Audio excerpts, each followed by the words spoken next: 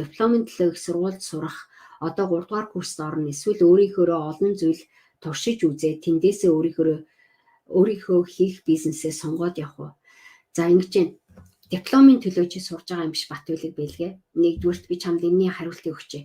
Чи өөртөө хөрөнгө оруулж байгаа. Чи одоо бизнес гараад юм хийхээсээ илүү юм сурах цаг нь гэж байгаа байхгүй. Тэгэхээр юм сурж байгаа бол нэгэнт сургуулаа төгсөж байгаа бол чи дипломын төлөө гэдэг шалтгааа болиулаад энэ сургуулаа чанартаа сурья. Сайн сурах ёстой байна гэдгийг энэ цагаа зөв ашиглаач гэдэг дээр өгчээ. Үнэхээр сайн сурч чадвал энэ юм чинь чиний бизнест амжилтанд ороход чинь хэрэгтэй юм. Чиний сурах хүсэлтэй биш, чиний сурах шаардлагагүй юм гэдээ эдгээр зааж байгаа биш. Чи харин сурах сонирхолгүй учраас энийг сурч чадахгүй байгаа. Тийм учраас маш олон залуучуудыг би зүгээр дипломын төлөө сураад байна гэдэг ойлголтоо бас болиулаарай гэж хэлдэг. Гэж хэлмээр бас жоохон гижиг үрээд идэг болсон. Яагаад гэвэл бид нар ажил дээр гараад хар аргаар одоо ямар ч боловсрал байхгүй хар аргаар газар самардаад ерөөсөө айгүй болох бизнес хийгээд байгаа байхгүй. Зүгээр хүний одоо наад захын одоо ихтэй сургууль биднэрт ямар боловсрал олгод юм бэ гэхээр ихтэй сургууль бид нарыг бизнесийн зах зээл ийм биш үү, ийм болох гээд биш үү гэдэг бэлтгэлийг бэлтгээд бидний адаглаад компьютертэй ажиллах юм, техникийн бичиг баримт боловсруулдаг юм, үг үсгийн алдаа засдаг юм, маркетинг хийдэг маш олон техник үйл үзэгдэх transferable skills гэж ярьдаг шүү дээ. Бидний чиний авьяас чинь бизнес руу хувьсаад орж ирэх боломжтой тийм чадварыг олгож өгдөг байгаа.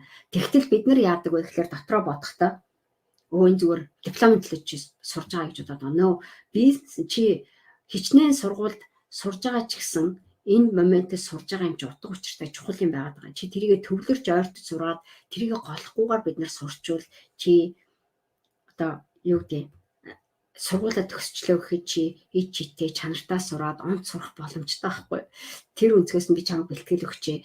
Юу вэ гэхээр шууд бизнесүүдийг туршаад хийлээ гэж амжилтанд хүрэхгүй.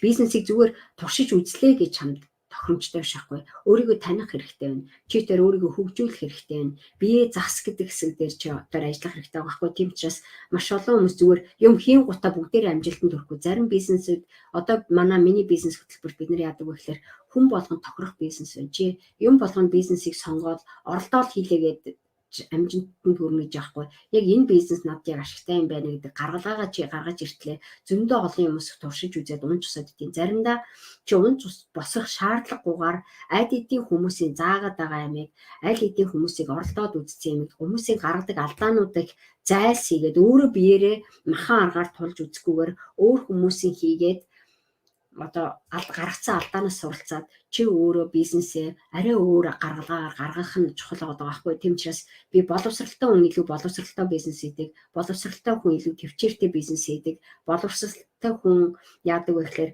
адаглаад хаана юу болох байна гэдэг юмыг ажиглах чадвартай, маш олон юмныг эвцэлдүүлэн тоглох чадвараа 10 жилийн сургуульд ихтэй сургуульд бий болгоод идэг гэдгийг огт анзаардаггүй. Яг мэрэгжлэрээ чанартай төгсөө, чанартай юм хийгээд чадсан хүмүүс ажил дээр гарсан ч гэсэн хүнд хэрэгцээтэй юм хийдэг. Ажил дээр үнэлгээдээ цалин авах чадaltaй байдаг. Сургуулаа төгсөөгүй хүн ажил дээр гараад ерөөс докторгүй ажилдаг. Сургуулаа хайцсан хүн ажил дээр гараад бас доктор хүний төлөө ажиллаж ийн гэх ингээд синдромт бол юм болгонлоогүй гэж хараагаал тийм тавтаргүй нөхдүүд амар их байхгүй. Чанаргүй махан одоо юу гэдэг юм хийж хахаар чанартай юм хийн гэвэл чи өөрийгөө хөгжүүлэх хэрэгтэй байгаа байхгүй. Тэгэхээр боловсралгүй ээжэд бизнес хийнэ гэж байхгүй. Entrepreneur боловсрал гэдэг чинь зүгээр гудамжнаас цэвэр гардаг юм биш. Бас бизнесийн ингэж хийдэг юм биш гэдэг маш их одоо онлайн мэдлэг дээр тулгуурсан одоо практик чадвар хэрэгтэй байгаа байхгүй.